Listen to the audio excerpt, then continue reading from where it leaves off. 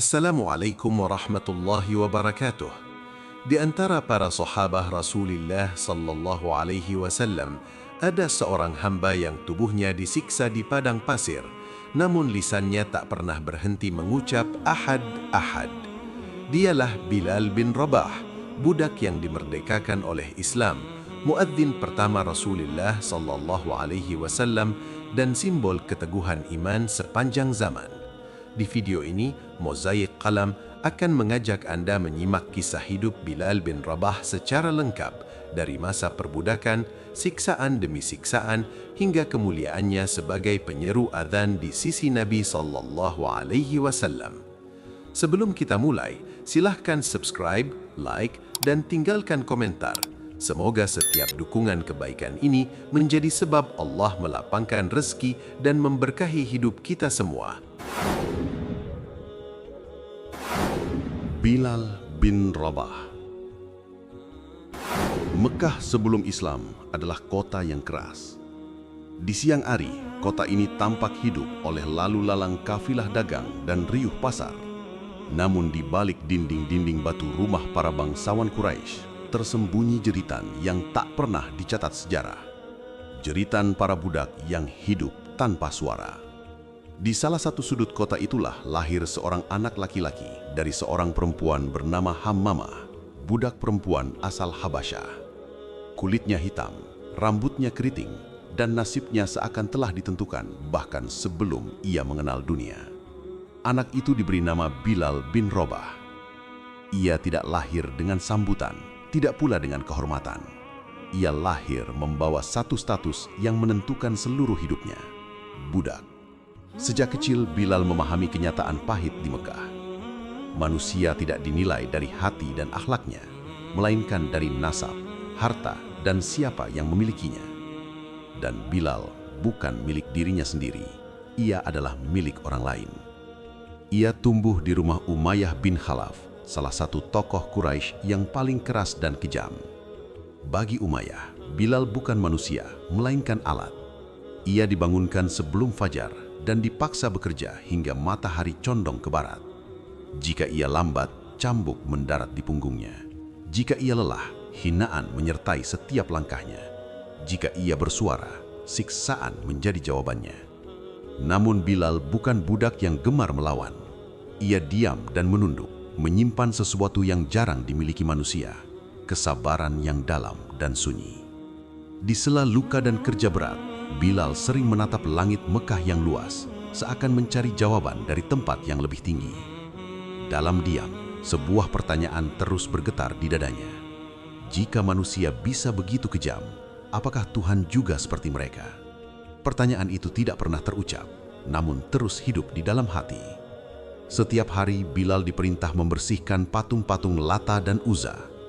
Ia melihat manusia bersujud kepada batu, memohon kepada benda yang tak bernyawa. Ia tidak berani bertanya, karena budak tidak diberi hak untuk berpikir terlalu jauh. Namun setiap kali tangannya menyentuh berhala-berhala itu, hatinya justru terasa kosong. Dalam batinnya, ia bergumam, "Jika mereka Tuhan, mengapa mereka tidak pernah menolongku? Jika mereka berkuasa, mengapa mereka diam saat aku disiksa?"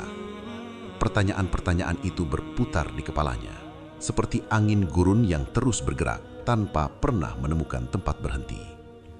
Suatu hari ketika Bilal mengantar barang ke pasar, telinganya mendengkap bisikan-bisikan yang berbeda dari biasanya. Bukan teriakan, bukan pula makian, melainkan kalimat-kalimat asing yang terasa menenangkan. Muhammad bin Abdullah mengaku membawa ajaran baru, kata seseorang. Ia menyeru kepada satu Tuhan, sahut yang lain. Lalu terdengar kalimat yang membuat langkah Bilal terhenti. Ia berkata, "Budak dan tuan itu sama di hadapan Allah." Kata itu menghantam dadanya. Sama, satu kata yang tidak pernah ia kenal sepanjang hidupnya. Malam itu, Bilal tidak bisa memejamkan mata. Untuk pertama kalinya, ia merasakan ada celah cahaya kecil di balik gelap hidupnya. Ia belum mengenal Islam, belum bertemu Rasulullah, bahkan belum mengucap dua kalimat syahadat. Namun tanpa ia sadari, Allah telah menuliskan jalannya. Di langit, namanya kelak dikenal sebagai muazin Rasulullah. Sementara di bumi, ia masih seorang budak yang diseret dan disiksa. Di antara dua keadaan itu, terbentang jalan panjang penuh luka. Jalan iman, jalan kesabaran, dan jalan kemuliaan. Malam itu, Bilal memejamkan mata di lantai dingin rumah Umayyah bin Khalaf. Ia tidak tahu bahwa hidupnya akan segera berubah. Ia tidak tahu bahwa suatu hari, kalimat Ahad, Ahad akan mengguncangkan Mekah dan menggema sepanjang sejarah. Namun satu hal telah pasti sejak awal. Allah tidak pernah memilih hambanya. Cahaya Islam dan syahadat yang sunyi. Islam datang ke Mekah bukan dengan sorak-sorai, melainkan dengan bisikan. Ia menyusup ke rumah-rumah, ke sudut-sudut pasar, dan ke hati orang-orang yang selama ini tak dianggap. Bilal bin Rabah termasuk di antara mereka yang pertama kali mendengar kabar itu. Kabar tentang Tuhan yang esa, Tuhan yang tidak membedakan budak dan tuan, hitam dan putih, kaya dan miskin. Bilal tidak serta-merta memahami seluruh ajaran itu, namun satu hal langsung mengguncang hatinya. Islam berbicara tentang keadilan ilahi, sesuatu yang tak pernah ia rasakan sepanjang hidupnya. Ia mendengar bahwa Muhammad bin Abdullah SAW menyeru manusia agar menyembah Allah semata, meninggalkan berhala, dan memuliakan sesama manusia karena ketakwaannya, bukan karena nasab atau kepemilikan. Bagi Bilal, ajaran ini bukan sekedar kabar. Ia adalah jawaban atas pertanyaan yang selama ini terpendam di dadanya. Riwayat-riwayat yang sahih menyebutkan bahwa Bilal termasuk golongan awal yang masuk Islam. Ia tidak datang membawa kekuasaan, tidak pula perlindungan. Ia datang dengan hati yang telah lama lelah oleh penindasan. Ketika kebenaran itu sampai kepadanya, Bilal menerimanya tanpa ragu. Tidak ada perayaan, tidak ada saksi yang bertepuk tangan. Syahadat itu diucapkan dalam sunyi, di tengah ancaman, dengan kesadaran penuh bahwa keimanan ini akan menuntut harga yang mahal. Di dalam hatinya, Bilal seakan berkata, "Jika ini adalah kebenaran, maka aku akan bertahan, apapun yang terjadi." Ia tahu, sebagai budak milik Umayyah bin Khalaf, keimanannya bukan urusan pribadi. Ia adalah ancaman bagi tuannya. Di Mekah, agama bukan hanya keyakinan pribadi, melainkan simbol kesetiaan politik dan sosial. Meninggalkan berhala berarti membangkang, dan membangkang bagi seorang budak berarti membuka pintu siksaan. Sejak saat itu, Bilal hidup dalam dua dunia. Di hadapan Umayyah, ia tetap seorang budak yang patuh dan diam. Namun di dalam dadanya telah tumbuh keyakinan yang tidak bisa lagi dicabut. Ia tidak menyembah Lata dan Uzza dengan hati. Tangannya boleh bekerja, tetapi jiwanya telah merdeka. Ketika diperintah menyentuh berhala, ia melakukannya tanpa rasa hormat. Ketika melihat orang-orang sujud kepada batu, hatinya justru semakin teguh kepada Allah yang Maha Esa. Keislaman Bilal akhirnya tidak bisa disembunyikan, bahwa Umayyah bin Khalaf mengetahui perubahan itu dan murka. Baginya, Bilal bukan sekedar budak yang membangkang, tetapi simbol kehinaan. Seorang budak Habasyah berani meninggalkan agama tuannya. Sejak saat itulah, tekanan berubah menjadi penyiksaan. Namun justru di titik inilah iman Bilal menampakkan wajah aslinya. Dalam kondisi paling lemah, Bilal tidak berteriak meminta ampun kepada berhala. Ia tidak kembali kepada keyakinan lama demi keselamatan diri. Sebaliknya, ia memilih satu kata yang mewakili seluruh imannya. Kata yang sederhana tetapi mengguncang. Ahad, satu, esa. Tuhan yang tidak pernah tidur, tidak tuli, dan tidak buta terhadap penderitaan hambanya.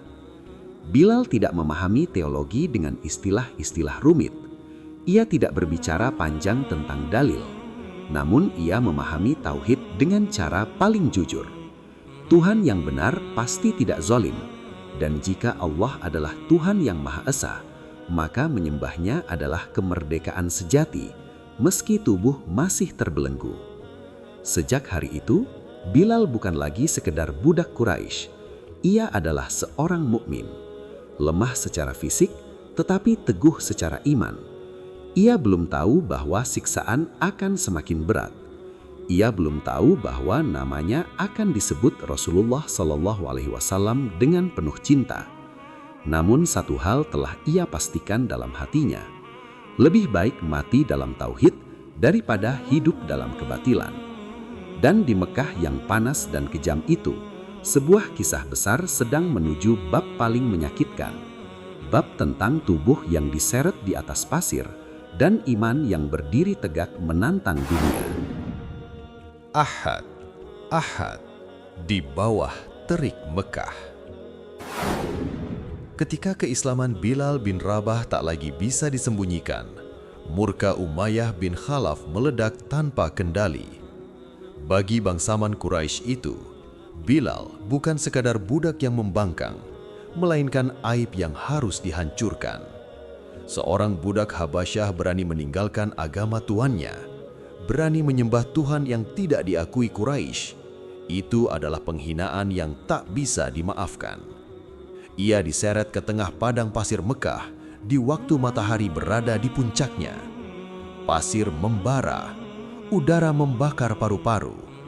Tubuh Bilal dibaringkan di atas tanah yang panas, lalu batu besar diletakkan di atas dadanya. Semua itu dilakukan agar ia menyerah, agar ia kembali kepada berhala, agar ia mengucapkan satu kalimat penyangkalan terhadap Allah. Umayyah berdiri mengawasi, menuntut dengan penuh amarah, "Tinggalkan agama Muhammad, kembalilah kepada Tuhan-Tuhanmu." Cambuk diayunkan, tekanan ditambah. Namun dari bibir Bilal yang kering, tidak keluar teriakan minta tolong, tidak pula kata penyesalan. Yang terdengar hanyalah satu kata, diulang dengan suara lemah namun mantap. Ahad, Ahad. Satu, Esa. Kata itu sederhana, tetapi bagi Quraisy, ia lebih menyakitkan daripada perlawanan bersenjata. Bilal tidak membalas dengan kekuatan karena ia tidak memilikinya. Ia melawan dengan keyakinan. Setiap cambukan justru membuat hatinya semakin terikat kepada Allah. Tubuhnya boleh diinjak, dadanya ditekan batu, tetapi imannya tidak bisa mereka sentuh. Hari demi hari, siksaan itu diulang. Bilal dipaksa merasakan panas, haus, dan luka. Namun ia tetap memilih diam selain satu kalimat tauhid. Ia tidak bernegosiasi dengan kekufuran. Ia tidak mencari jalan selamat dengan mengorbankan iman. Dalam kondisi paling lemah, ia justru menjadi kuat, bukan karena dirinya sendiri, tetapi karena keyakinannya kepada Allah yang Maha Esa. Kabar tentang penyiksaan Bilal menyebar di Mekah. Kaum muslimin mengetahui penderitaan itu, namun mereka belum memiliki kekuatan untuk menghentikannya. Rasulullah SAW menyaksikan dengan hati yang terluka, sementara Bilal tetap bertahan di garis terdepan penderitaan. Ia bukan seorang panglima, bukan pula orang terpandang, namun keteguhannya menjadi pelajaran bagi umat yang baru tumbuh, bahwa iman bukan sekadar ucapan, melainkan keteguhan saat diuji. Dalam riwayat disebutkan, ketika penderitaan itu semakin berat, Bilal tetap tidak mengubah ucapannya. Ahad, Ahad, bukan sekadar zikir, melainkan pernyataan sikap. Ia seakan berkata kepada dunia, "Aku mungkin milik manusia, tetapi imanku milik Allah." Di tengah panas dan siksaan, tauhid itu berdiri tegak, tak tergoyahkan.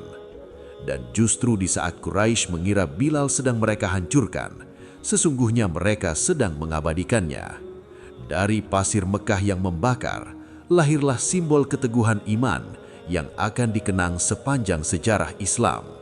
Siksaan itu belum berakhir, namun satu hal telah menjadi jelas bagi siapapun yang menyaksikannya, bahwa Bilal tidak akan pernah kembali kepada berhala.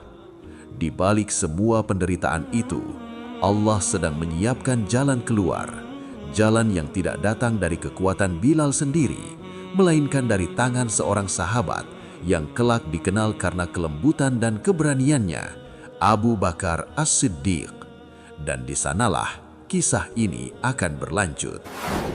Merdeka karena Allah. Penyiksaan terhadap Bilal bin Rabah akhirnya tidak lagi tersembunyi. Di tengah panas Mekah, tubuh yang terbaring di pasir dan suara lirih yang mengucap "Ahad, Ahad" menjadi pemandangan yang diketahui banyak orang. Di antara mereka, ada seorang sahabat yang hatinya tidak sanggup lagi menahan diam, Abu Bakar As-Siddiq. Ia melihat Bilal bukan sebagai budak Habasyah, tetapi sebagai seorang mukmin yang sedang diuji imannya dengan cara paling berat. Riwayat-riwayat sahih menyebutkan bahwa Abu Bakar mendatangi Umayyah bin Khalaf ketika Bilal berada dalam kondisi yang sangat lemah. Tubuhnya terluka, nafasnya tersengal, dan nyawanya seakan berada di ujung batas. Abu Bakar berkata dengan tegas namun tenang, menawarkan untuk membeli Bilal dan membebaskannya. Bagi Umayyah, Bilal sudah hampir tidak bernilai, namun kesombongan tetap berbicara. Ia menjual Bilal dengan harga yang mahal, seakan ingin menegaskan bahwa ia tidak kalah oleh belas kasih. Abu Bakar tidak menawar dengan emosi. Ia membayar harga itu dan mengambil Bilal dari tangan orang yang selama ini menguasai hidupnya. Dalam satu momen sederhana namun bersejarah, rantai perbudakan itu terputus. Bilal tidak lagi dimiliki manusia. Ia menjadi orang merdeka, bukan karena kekuatan dirinya, melainkan karena iman dan pertolongan Allah yang datang melalui hambanya. Ketika pembebasan itu terjadi, sebagian orang Quraisy mencibir. Mereka berkata, Abu Bakar membebaskannya karena kasihan. Namun Abu Bakar menjawab dengan kalimat yang dicatat sejarah, bahwa ia membebaskan Bilal bukan karena manusia, melainkan karena Allah semata.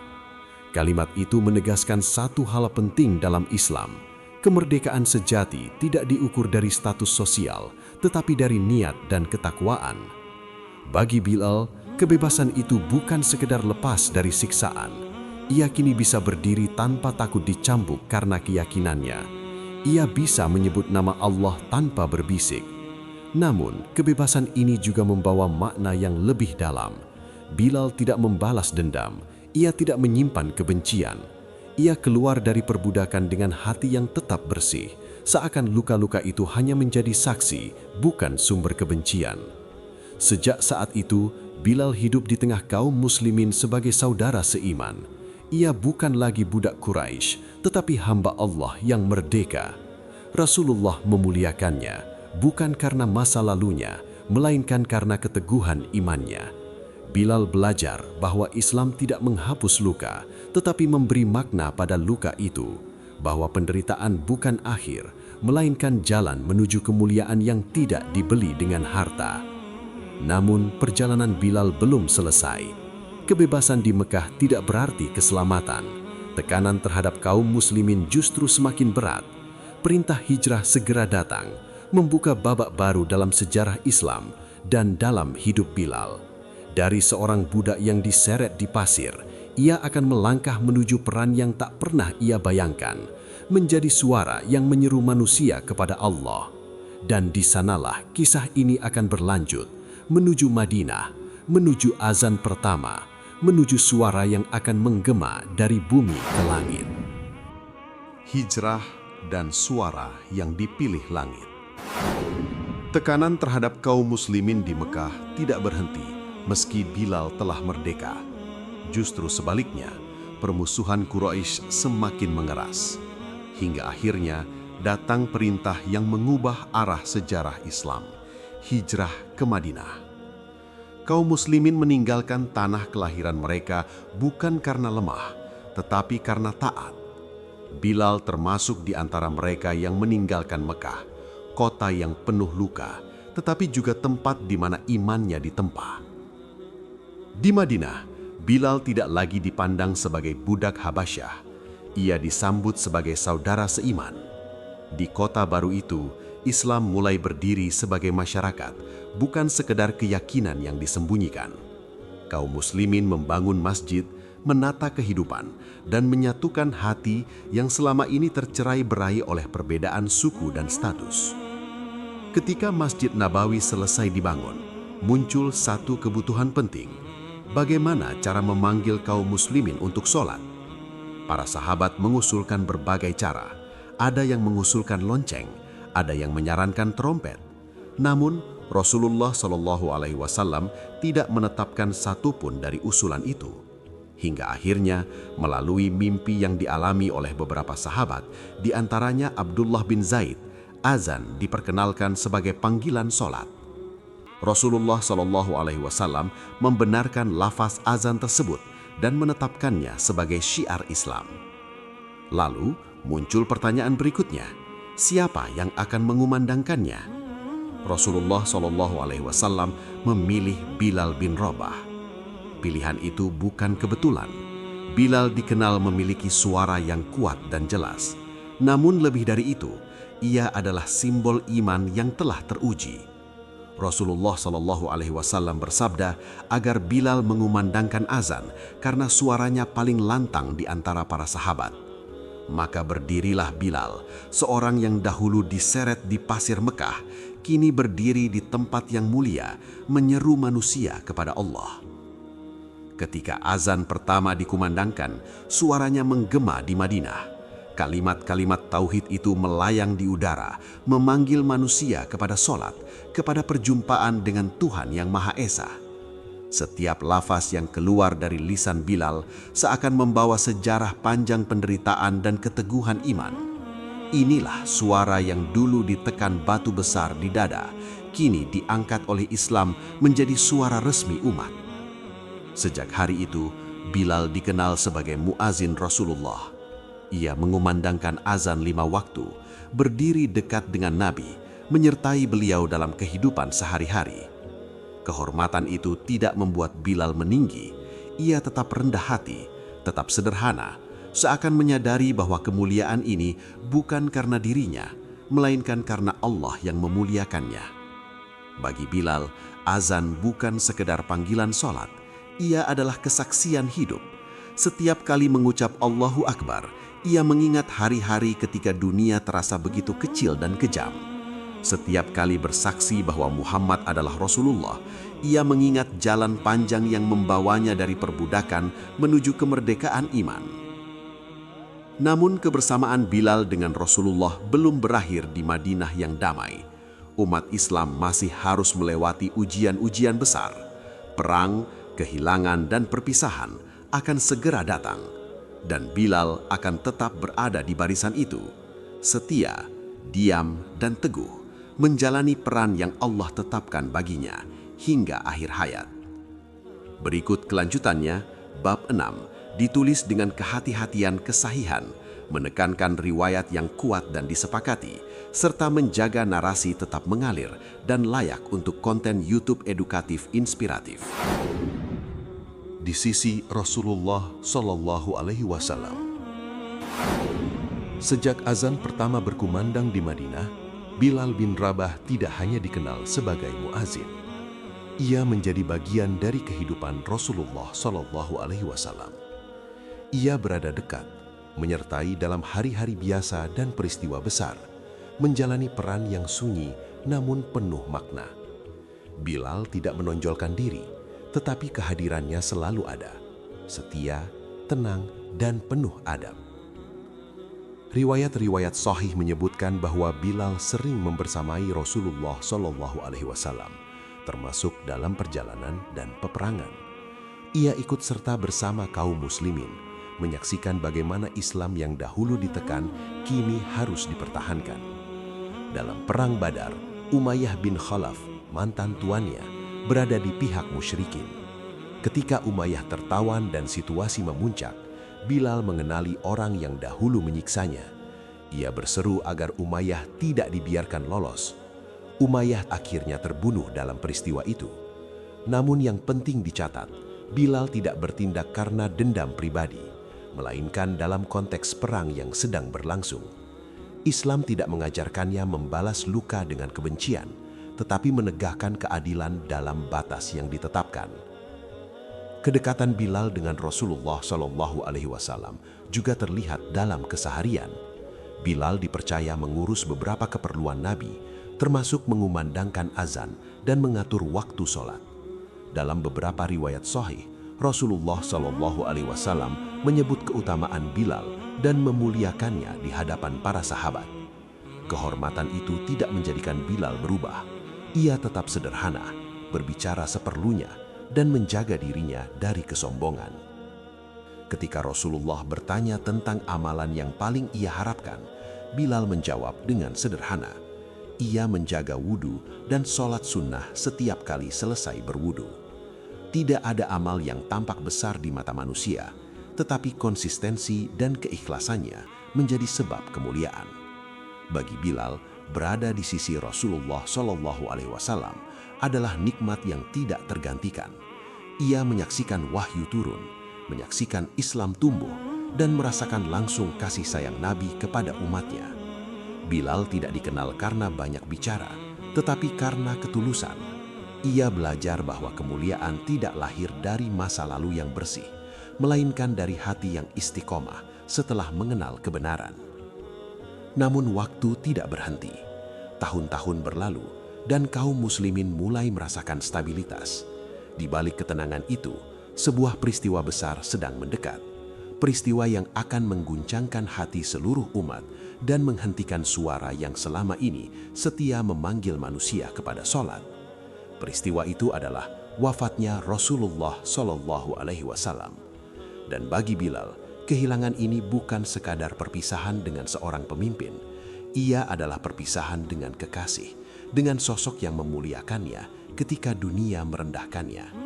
Dari sinilah kisah Bilal akan memasuki bab paling sunyi dan paling menyentuh dalam hidupnya. Setelah wafatnya sang kekasih. Hari wafatnya Rasulullah Shallallahu Alaihi Wasallam adalah hari paling sunyi dalam hidup Bilal bin Rabah. Madinah yang biasanya hidup oleh suara azan dan salam mendadak terasa hampa. Udara seakan berat, langkah manusia tertahan oleh duka, dan hati kaum muslimin terbelah oleh kehilangan yang tak terucapkan. Bagi Bilal, Rasulullah Shallallahu Alaihi Wasallam bukan sekadar nabi dan pemimpin. Beliau adalah orang yang memuliakannya ketika dunia merendahkannya, yang memilih suaranya ketika ia tak memiliki apa-apa selain iman. Ketika waktu sholat tiba, Bilal diminta untuk mengumandangkan azan seperti biasa. Ia berdiri di tempatnya, tempat yang selama bertahun-tahun menjadi saksi kebersamaannya dengan Rasulullah Shallallahu Alaihi Wasallam. Namun ketika ia mulai mengucapkan Allahu Akbar, Allahu Akbar, suaranya bergetar. Saat sampai pada kalimat Asyhadu anna Muhammadan Rasulullah, suaranya terhenti. Air mata mengalir dan Bilal tidak sanggup melanjutkan. Nama itu, Muhammad Sallallahu Alaihi Wasallam, terlalu berat untuk diucapkan tanpa kehadiran sang pemilik nama. Bahwa sejak hari itu, Bilal berhenti mengumandangkan azan secara rutin, bukan karena ia meninggalkan ibadah, melainkan karena hatinya tidak sanggup memisahkan azan dari Rasulullah Sallallahu Alaihi Wasallam. Bagi Bilal, azan adalah amanah Nabi. Tanpa beliau, suara itu terasa kehilangan maknanya yang paling dalam. Madinah mengingatkan Bilal pada setiap langkah Rasulullah Sallallahu Alaihi Wasallam. Setiap sudut kota menyimpan kenangan. Setiap waktu sholat menghadirkan perih yang sama. Maka Bilal memilih menjauh bukan dari iman, tetapi dari tempat yang terus membuka luka. Ia ikut serta dalam perjuangan Islam di wilayah Syam, melanjutkan hidup sebagai seorang hamba Allah yang setia, meski tanpa suara azan yang dahulu menggema dari lisannya. Dalam kesunyiannya, Bilal tidak pernah meninggikan diri. Ia tidak menjadikan masa lalunya sebagai cerita kebanggaan. Ia hidup sederhana, menjaga ibadah, dan membawa kenangan Rasulullah Sallallahu Alaihi Wasallam sebagai amanah di dalam hati. Ia memahami bahwa kesetiaan sejati bukan selalu tentang kehadiran fisik, melainkan tentang menjaga warisan nilai dan iman. Kesedihan Bilal bukan kesedihan yang merusak, tetapi kesedihan yang memurnikan. Ia tidak larut dalam putus asa. Ia justru semakin sadar bahwa hidup ini sementara dan perjumpaan sejati dengan Rasulullah SAW bukan di dunia, melainkan di akhirat. Maka ia menata harapannya ke arah itu. Hari ketika azan tidak lagi diperlukan karena panggilan Allah tidak lagi melalui suara, melainkan melalui perjumpaan. Namun kisah Bilal belum sepenuhnya usai. Sebuah azan yang tidak rutin, tidak diulang, dan tidak dimaksudkan sebagai kebiasaan. Azan itu hanya sekali, dan ia lahir dari permintaan, bukan dari tugas. Azan yang akan menjadi penutup perjalanan panjang seorang budak yang dipilih oleh langit. Azan terakhir dan wafatnya Bilal. Tahun-tahun berlalu setelah wafatnya Rasulullah SAW, Islam terus meluas dan kepemimpinan umat berpindah tangan. Bilal bin Rabah menjalani hidupnya dengan sunyi, lebih banyak menjaga ibadah dan menjauh dari soratan. Ia tidak lagi dikenal karena suara azan, tetapi karena keteguhan iman yang tetap terjaga. Bagi Bilal, dunia telah berubah sejak hari perpisahan itu. Ia menunggu satu hal yang sama, perjumpaan kembali dengan Rasulullah SAW di akhirat. Disebutkan bahwa Bilal suatu ketika kembali ke Madinah pada masa kekhalifahan Umar bin Khattab. Kaum muslimin memohon agar ia mengumandangkan azan, sekadar menghidupkan kembali kenangan akan hari-hari bersama Rasulullah. Bilal semula enggan. Ia tahu betul apa arti azan itu bagi hatinya. Namun pada akhirnya, ia memenuhi permintaan tersebut, bukan sebagai rutinitas, melainkan sebagai penghormatan. Ketika Bilal mengumandangkan azan, Madinah terdiam. Suara itu membawa manusia kembali ke masa lalu, ke hari-hari ketika Rasulullah masih berjalan di antara mereka. Disebutkan bahwa banyak sahabat menangis, termasuk Umar bin Khattab. Azan itu tidak diulang, ia menjadi azan terakhir Bilal, bukan karena kewajiban, melainkan karena cinta dan kenangan. Setelah itu, Bilal kembali menjalani hidupnya jauh dari Madinah. Saat ajal mendekat, disebutkan bahwa wajah Bilal justru tampak berseri. Ketika orang-orang di sekitarnya merasa sedih, Bilal berkata dengan penuh harap, "Besok aku akan bertemu dengan orang-orang yang kucintai, Muhammad dan para sahabatnya." Kalimat ini diriwayatkan dalam berbagai sumber sirah dengan makna yang sejalan, menunjukkan kerinduan mendalam seorang hamba kepada Rabb dan Nabi-Nya. Bilal bin Rabah wafat bukan sebagai budak, bukan pula sebagai bangsawan. Ia wafat sebagai seorang mukmin yang merdeka, yang hidupnya menjadi saksi bahwa kemuliaan tidak ditentukan oleh warna kulit, asal-usul atau masa lalu. Dari seorang yang lahir dalam belenggu, Allah angkatnya menjadi suara tauhid. Dari dada yang pernah ditekan batu, Allah jadikan lisannya menyeru manusia kepadanya. Kisah Bilal mengajarkan bahwa iman tidak selalu tumbuh di tempat yang nyaman. Kadang ia lahir di pasir yang panas, di punggung yang terluka, dan di hati yang terus diuji. Namun ketika iman itu dijaga dengan kejujuran dan kesabaran, Allah sendiri yang akan memuliakannya. Dan hingga hari ini, setiap kali azan berkumandang di penjuru dunia, nama Bilal bin Rabah seakan ikut hadir, bukan disebut, tetapi diwariskan melalui suara tauhid yang tak pernah padam. Seorang budak telah wafat, namun warisannya hidup selama azan masih berkumandang. Demikianlah kisah hidup Bilal bin Rabah, seorang sahabat yang dimuliakan bukan karena nasab atau kedudukan, tetapi karena iman, kesabaran, dan kejujuran hatinya kepada Allah.